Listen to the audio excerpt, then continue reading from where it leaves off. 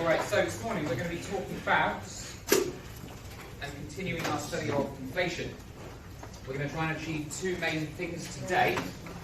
The first of those is to think about how we measure inflation, and the second is to look at one particular case study of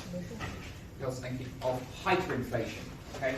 And this happens in Zimbabwe in 2009. So we're going to focus to begin with on how we measure it.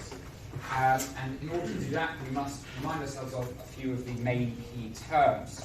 So in your handouts, your inflation packs, the first thing I would like you to do is to turn to, I think it's the third or fourth slide, and use the terms at the bottom to match each term to the definition. Okay, so your bottom of your page will have a series of terms to match them to the definitions, please. Okay, 2 minutes, do that now. Okay, so you should hopefully find that it looks a little bit like this. Okay, the first definition, this is the one that you're most likely to have seen before when we talked about inflation, is the consumer price index, which is the main way that we measure inflation. I'm not going to go through all of these in terms of what they all are, you can read for yourself, but one of the things that you really must be aware of is the difference between deflation and disinflation. So do check that you've got that one the right way round. Remember that deflation is when the price level falls, but disinflation is when it is still rising, but rising by a lower rate. Hyperinflation, as I said, we're going to talk about Zimbabwe a little later, but for now you can think of hyperinflation as extremely high rates of inflation. And RPI is an old measure of inflation. Okay, you still need to know what it is, but you're not going to be talking about it very much in the exams compared to CPI. Okay, so the first thing we can get into then is how the rate of inflation is actually calculated. And what we've got is we have two different slides, one looking at the UK and one looking at China. You'll find they're very, very similar. Okay. There are a couple of subtle differences. So in the UK, we use CPI, as I mentioned already, the Consumer Price Index. What you do is you take a base year, so whoever is measuring it, in this case the Office for National Statistics, will say that, for example, 2010 is the base from which we're going to measure price level changes. They then do a large survey, and they send out lots of data to try and find out exactly what's happened to relative prices around the country. And on the basis of that, they then put together what we call a basket of goods. So on your slides, I suggest you highlight basket of goods. And they look at exactly what happens to the change in price for those things.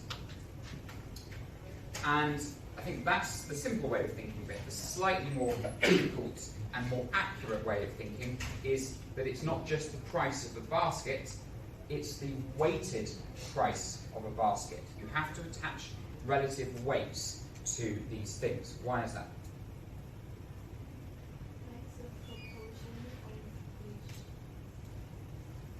Yeah, right. It's the proportion of your spending, or the average person's spending, that's going to go on one thing. So here in China, for example, spending on rice, spending on pork is very important.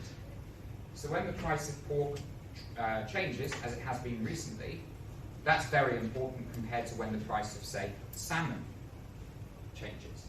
So we must allocate a slightly higher weight to rice and to pork than we do for salmon.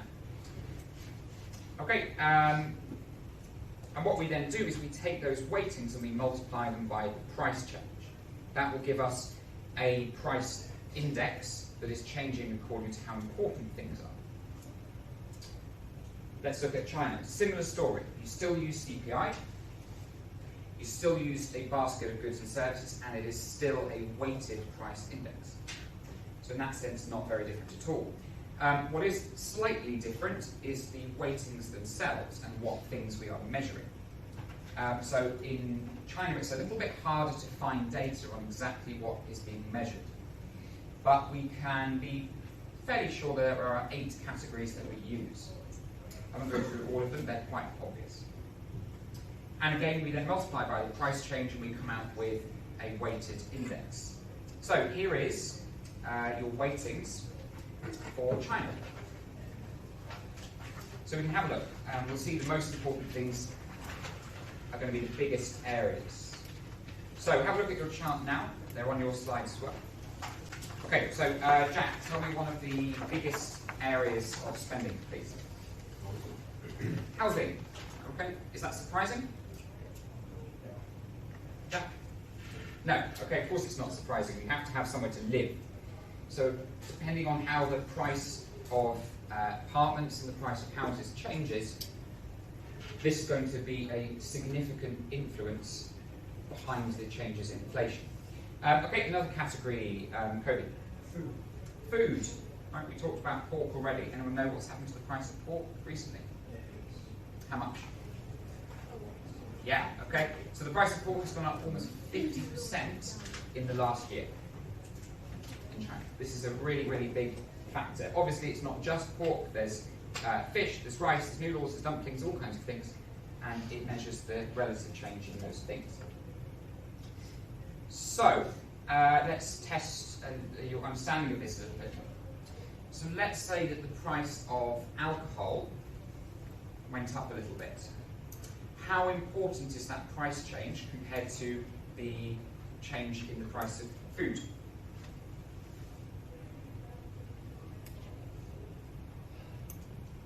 How important is the price change for alcohol compared to the price change for food? Okay. What are the percentages?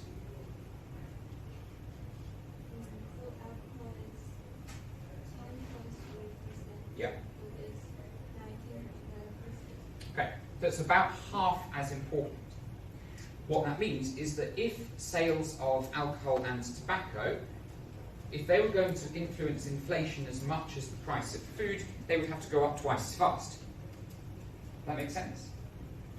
So alcohol prices go up twice as much as food, but the overall effect on inflation is the same. Okay, let's have a quick look at the UK. The UK here is not shown as a percentage, but it's the same idea. You can see, for example, that food here, this is out of 1,000, so you can see that food is around about 10%. So less important than in China. You can see things like transport. Transport is significantly more important in the UK than it is in China for inflation. And you can also see how it has changed. Restaurants and hotels have a big change in the last 15 or 20 years. Okay, so now I'd like you to turn your attention to the very first handout, please. Take the first one, which is the one that has the tables.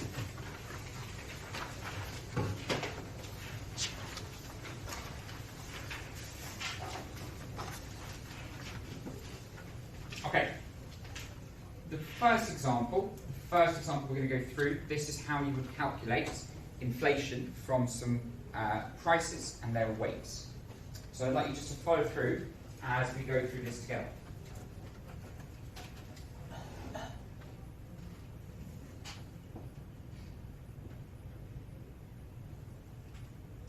Okay.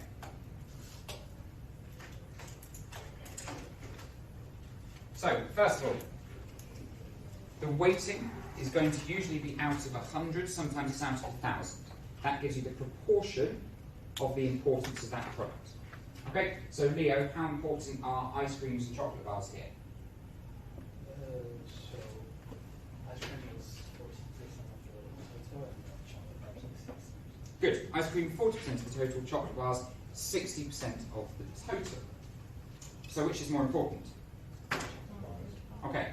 So we are assuming here that in our economy we're only consuming 2 goods, ice cream and chocolate bars, and that more people consume chocolate bars than ice creams. That's the first thing you can tell. We have the price in dollars, keep it very simple, And we then have a price for 2018. What we're going to do is work out how much this very simple weighted price index is going to rise from one year to the next.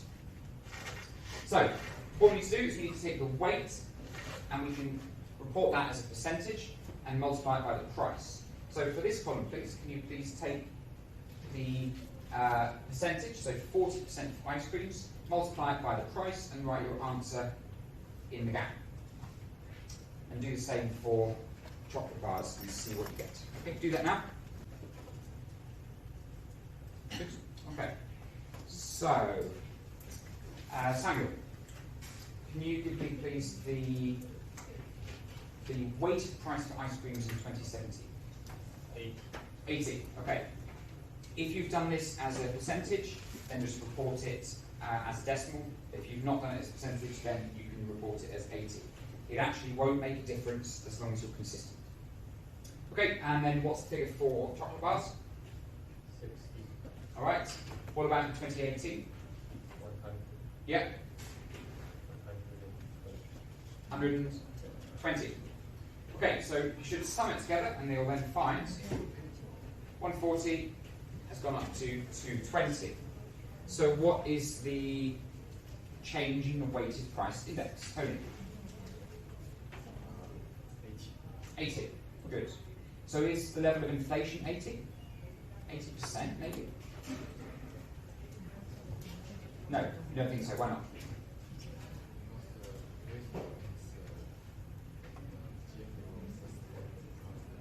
Okay.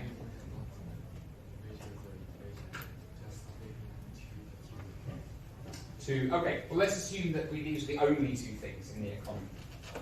So in this case, as you're absolutely right, we do use the general price level. Here we just assume that there are only two products. In which case this would, yeah. Okay, why?